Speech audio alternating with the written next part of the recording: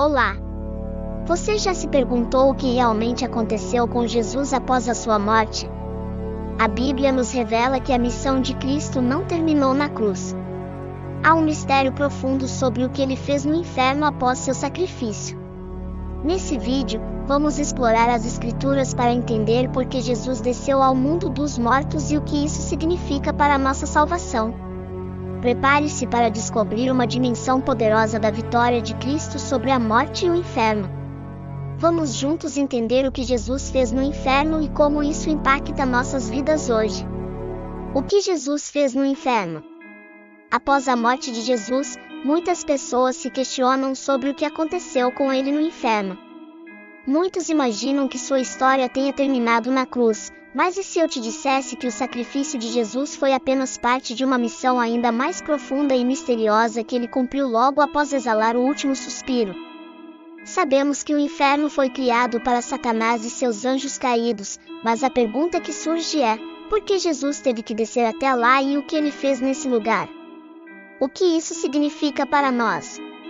Para entender o que aconteceu, precisamos primeiro compreender o que a Bíblia ensina sobre o inferno. O conceito de inferno pode ser confuso para muitos, mas as Escrituras nos dão direções claras sobre essa realidade terrível. Ao longo da Bíblia, diferentes palavras são usadas para descrever esse lugar e cada uma delas revela um aspecto da realidade espiritual que muitos ignoram. A primeira palavra que encontramos nas Escrituras sobre o destino dos mortos é Sheol, uma palavra hebraica usada no Antigo Testamento para descrever a morada dos falecidos. Sheol não era um lugar exclusivo de condenação, mas sim um local de espera para todos os que haviam partido desta vida. Gênesis, por exemplo, mostra Jacó chorando a morte de seu filho José, dizendo: chorando, descerei até meu filho, até o Sheol. Isso deixa claro que o Sheol não era apenas um local de tormento, mas um destino comum para todos os mortos, tanto justos quanto ímpios. No Novo Testamento, esse conceito é expandido com a introdução do termo grego Hades, que é equivalente a Sheol. Jesus, em sua parábola sobre o rico e Lázaro em Lucas, faz uma distinção crucial dentro do Hades, mostrando que existe uma separação no mundo dos mortos. De um lado, um lugar de descanso para os justos, e do outro, um local de tormento para os ímpios. Esse conceito é importante porque revela que a espera pelo julgamento final não é a mesma para todos. A Bíblia também fala de Geena, um termo que se refere ao destino final dos ímpios. Diferente de Sheol e Hades, Geena não é um local de espera, mas sim um lugar de condenação eterna. Jesus usou esse termo várias vezes para descrever a condenação final daqueles que rejeitam a Deus.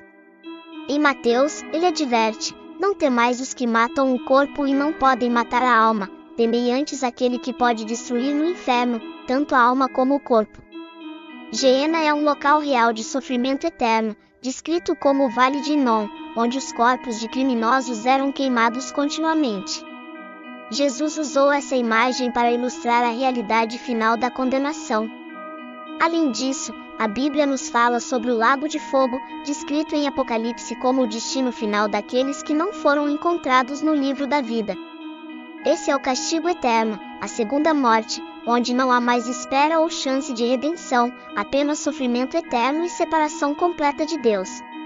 Agora, surge a pergunta: por que Jesus desceu até o inferno? Muitos acreditam que, ao morrer, Jesus foi imediatamente para o paraíso, pois ele mesmo disse ao ladrão na cruz: em verdade te digo que hoje estarás comigo no paraíso. No entanto, outras passagens bíblicas falam sobre o que aconteceu nas horas seguintes à sua morte. Em 1 Pedro, lemos que Cristo também padeceu uma vez pelos pecados, o justo pelos injustos, para nos levar a Deus, mortificado na carne, mas vivificado no Espírito, no qual também foi e pregou aos espíritos em prisão, os quais noutro tempo foram rebeldes, quando a longanimidade de Deus esperava nos dias de Noé, enquanto se preparava a arca. Essa passagem nos mostra que Jesus pregou aos espíritos em prisão, ou seja, aos mortos, incluindo os que estavam em Sheol. No Antigo Testamento, os justos, como Abraão, Moisés e Davi, aguardavam no Sheol pela redenção prometida por Deus, enquanto os ímpios permaneciam em sofrimento. Jesus desceu ao mundo dos mortos para anunciar sua vitória sobre o pecado e abrir o caminho da salvação. Efésios confirma isso, dizendo que Jesus, ao subir ao alto, levou cativo o cativeiro e deu dons aos homens. Ele desceu às partes mais baixas da terra, ou seja, ao Sheol, para libertar os justos e levá-los à presença de Deus. Além disso, Jesus pregou aos espíritos rebeldes, aqueles que haviam sido condenados nos tempos de Noé. Sua pregação não foi uma oferta de salvação, mas uma declaração de sua vitória sobre o pecado, a morte e as forças do mal. Colossenses descreve esse momento como uma vitória pública, em que Jesus despojou os principados e potestades, os expôs publicamente e deles triunfou em si mesmo. Ao descer ao mundo dos mortos, Jesus expôs a derrota de Satanás e seus demônios, mostrando que sua morte na cruz não foi uma derrota, mas a maior vitória da história. Ao terceiro dia, ele ressuscitou, trazendo consigo a prova definitiva de que a morte havia sido vencida. Jesus não apenas derrotou a morte, mas tomou autoridade sobre ela. Apocalipse revela suas palavras sobre essa conquista: eu sou o primeiro e o último, o que vive, fui morto, mas eis aqui estou vivo para todo sempre, amém, e tenho as chaves da morte e do inferno. Essa vitória de Cristo não foi apenas sobre a morte física, mas sobre a condenação eterna. Romanos nos ensina que, havendo Cristo ressuscitado dos mortos, já não morre, a morte não tem mais domínio sobre ele. A morte não pode reter aqueles que pertencem a Jesus. Ele não apenas escapou do inferno, mas destruiu suas portas e abriu o caminho para a vida eterna para todos os que creem nele. Essa vitória foi proclamada nos céus, na terra e até no abismo. Filipenses afirma que Deus o exaltou soberanamente e lhe deu um nome que é sobre todo nome, para que ao nome de Jesus se dobre todo o joelho, nos céus, na terra e debaixo da terra, e toda língua confesse que Jesus Cristo é o Senhor, para a glória de Deus Pai.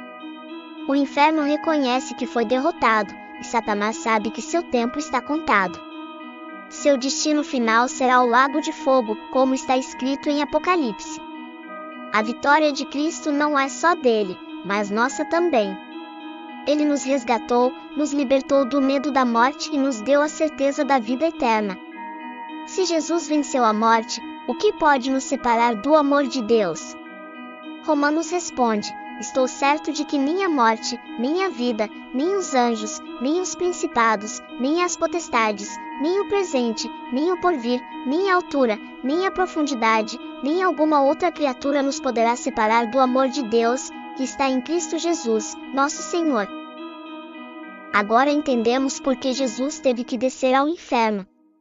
Ele desceu para proclamar sua vitória, libertar os justos e derrotar Satanás e seus demônios, abrindo caminho para a vida eterna para todos os que creem nele. E aí, gostou de entender mais sobre o que Jesus fez no inferno, e como isso afeta a nossa salvação? Se você foi impactado por essa mensagem, não se esqueça de deixar o seu like e se inscrever no nosso canal para continuar acompanhando conteúdos como este. Ative também o sininho para ser notificado sempre que tivermos novos vídeos. Compartilhe com seus amigos para que mais pessoas possam entender a profundidade do sacrifício de Cristo.